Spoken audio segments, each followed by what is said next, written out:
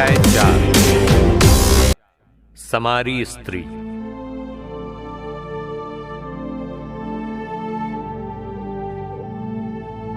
फरीसियों को यह सूचना मिली कि ईसा यूहन्ना की अपेक्षा अधिक शिष्य बनाते और बपतिस्मा देते हैं। यद्यपि ईसा स्वयं नहीं बल्कि उनके शिष्य बपतिस्मा देते थे। जब ईसा को इसका पता चला तो वो यहूदिया छोड़कर फिर गलीलिया गए। उन्हें समारिया होकर जाना था। वो समारिया के सिखार नामक नगर पहुंचे। ये उस भूमि के निकट है जिसे याकूब ने अपने पुत्र यूसुफ को दिया था। वहां याकूब का झरना है। ईसा यात्रा से थक गए थे, इसलिए वो झरने के पास बैठ गए। उस समय दोपहर हो चला था। एक समारी स्त्री पानी भरने आई। ईसा ने उससे कहा, मुझे पानी पिला दो, क्योंकि उनके शिष्य नगर में भोजन खरीदने गए थे। यहूदी लोग समारियों से कोई संबंध नहीं रखते, इसलिए समारी स्त्री ने उनसे कहा, ये क्या कि आप यहूदी होकर भी मुझ समारी स्त्री से पीने के लिए पानी मांगते हैं? ईसा ने उत्तर दिया, यदि तुम ईश्वर का वरदान पहचानती और ये जानती कि वो कौन है जो तुमसे कहता है मुझे पानी पिला दो, तो तुम उससे मांगती और वो तुम्हें संजीवन जल देता। स्त्री ने उनसे कहा, महोदय, पानी खींचने के लिए आपके पास कुछ भी नहीं है और कुआं गहरा है, तो आपको वो संजीवन जल कहां से मिलेगा? क्या आप हमारे पिता याकूब से भी महान हैं? उन्होंने हमें ये कुआं दिया। वो स्वयं, उनके पुत्र और उनके पशु भी उससे पानी पीते थे। ईसा ने कहा, जो ये पानी पीता है उसे फिर प्यास लगेगी, किंतु जो मेरा दिया हुआ जल पीता है उसे फिर कभी प्यास नहीं लगेगी। जो जल मैं उसे प्रदान करूंगा वो उसमें वो स्रोत बन जाएगा जो अनंत जीवन के लिए उमड़ता रहता है। इस पर स्त्री ने कहा, महोदय, मुझे वो जल दीजिए जिससे मुझे फिर प्यास न लगे और मुझे यहाँ पानी भरने नहीं आना पड़े। ईसा ने उससे कहा, जाकर अपने पति को यहाँ बुला लाओ। स्त्री ने उत्तर दिया, मेरा कोई पति नहीं है।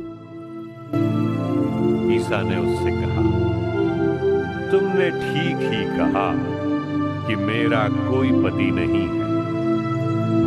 तुम्हारे 5 पति रह चुके हैं और जिसके साथ अभी रहती हो वो तुम्हारा पति नहीं है। ये तुमने ठीक ही कहा। स्त्री ने उनसे कहा, महोदय, मैं समझ गई, आप नबी हैं। हमारे पुरखे इस पहाड़ पर आराधना करते थे और आप लोग कहते हैं कि यरूशलेम में आराधना करनी चाहिए। ईसा ने उससे कहा, नारी, मैं तुम्हें विश्वास दिलाता हूं कि वो समय आ रहा है जब तुम लोग न तो इस पहाड़ पर पिता की आराधना करोगे और न यरूशलेम में ही। तुम लोग जिसकी आराधना करते हो उसे नहीं जानते। हम लोग जिसकी आराधना करते हैं उसे जानते हैं, क्योंकि मुक्ति यहूदियों से ही प्रारंभ होती है। परंतु वो समय आ रहा है, आ ही गया जब सच्चे आराधक आत्मा और सच्चाई से पिता की आराधना करेंगे। पिता ऐसे ही आराधकों को चाहता है। ईश्वर आत्मा है, उसके आराधकों को चाहिए कि वे आत्मा और सच्चाई से उसकी आराधना करें।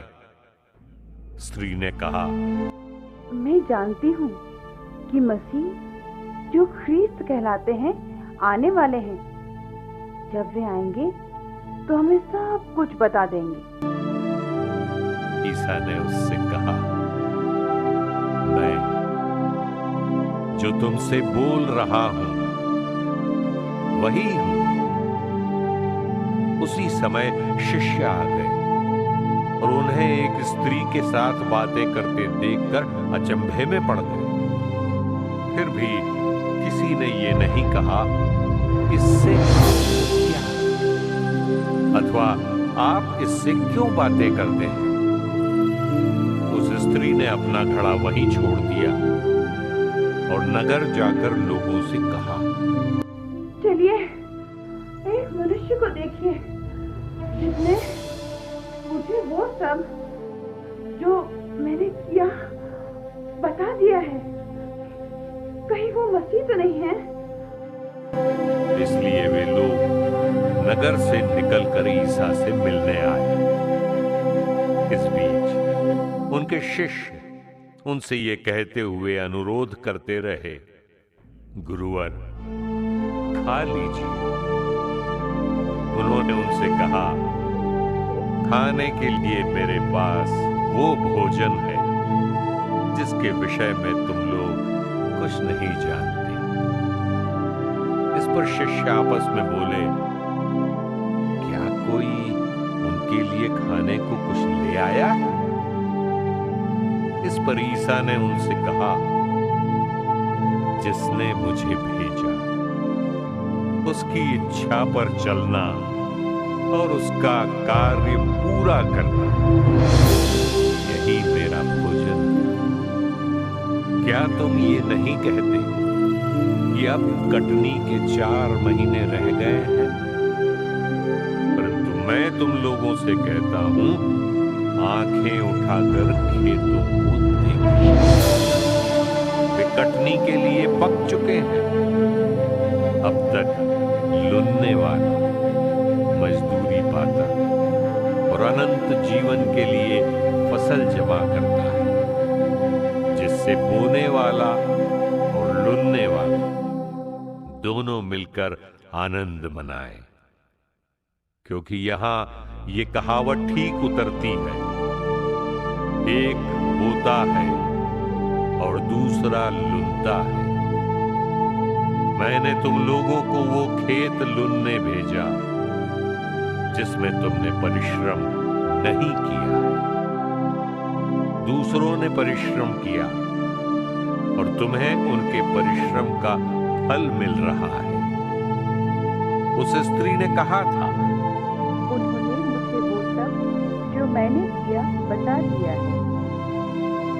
इस कारण उस नगर के बहुत से समारियों ने ईसा में विश्वास किया। इसलिए जब वे उनके पास आए तो उन्होंने अनुरोध किया कि आप हमारे यहां रहिए।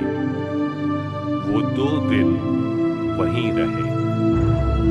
बहुत से अन्य लोगों ने उनका उपदेश सुनकर उनमें विश्वास किया और उस स्त्री से कहा, अब हम तुम्हारे कहने के कारण ही विश्वास नहीं करते, हमने स्वयं उन्हें सुन लिया है और हम जान गए कि वो सचमुच संसार के मुक्तिदाता है। पदाधिकारी का पुत्र। उन 2 दिनों के बाद वो वहां से विदा होकर गलीलिया गए। ईसा ने स्वयं ये कहा था कि अपने देश में नबी का आदर नहीं होता। जब वो गलीलिया पहुंचे तो लोगों ने उनका स्वागत किया, क्योंकि ईसा ने पर्व के दिनों यरूशलेम में जो कुछ किया था वो सब उन्होंने देखा था। पर्व के लिए वे भी वहां गए थे। वे फिर गलीलिया के काना नगर आए, जहां उन्होंने पानी को अंगूरी बना दिया था। कफरनाहूम में राज्य के किसी पदाधिकारी का पुत्र बीमार था।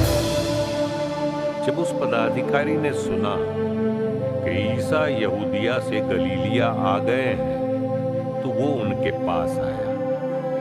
उसने उनसे ये प्रार्थना की कि वो चलकर उसके पुत्र को चंगा कर दे, क्योंकि वो मरने को था।